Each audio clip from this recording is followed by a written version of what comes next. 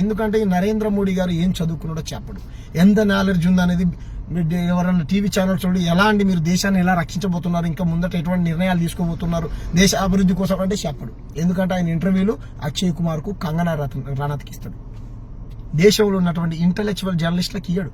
Kangana Ranaut, Akshay Kumar BJP కార్యకర్తలు, వాళ్ళక interview ఇచ్చేది. మనల్ని ఎవరు కాపాడాలి? మనం ప్రధానమంత్రిని ప్రజాస్వామ్య ప్రక్రియలు ఎన్నుకున్న ఆ ప్రధానమంత్రి మన కోసం పనిచేయట్లే. ఆదానీల కోసం, అంబానీల కోసం దేశంలో ఉన్నటువంటి సంపద మొత్తం వాళ్ళకి కాశ్మీర్ మొత్తం కాశ్మీర్ మొత్తం ఆదాని కొనేసుకున్నాడు. కాశ్మీర్లో ఉన్నటువంటి ముఖ్యమంత్రి ముస్లిం, ఆయనతో వీళ్ళు కూర్చొని చాలా రోజులు భోజనాలు చేసి అమిత్ షా, నరేంద్ర మోడీ, జేపీ నడ్డా, అంతకుముందు ఉన్నటువంటి హోంమంత్రి రాజ్నాథ్ సింగ్ గారు పోయి మాట్లాడారు. అక్కడ ఉన్నటువంటి సమస్యలు తెలుసుకోవాలి కదా.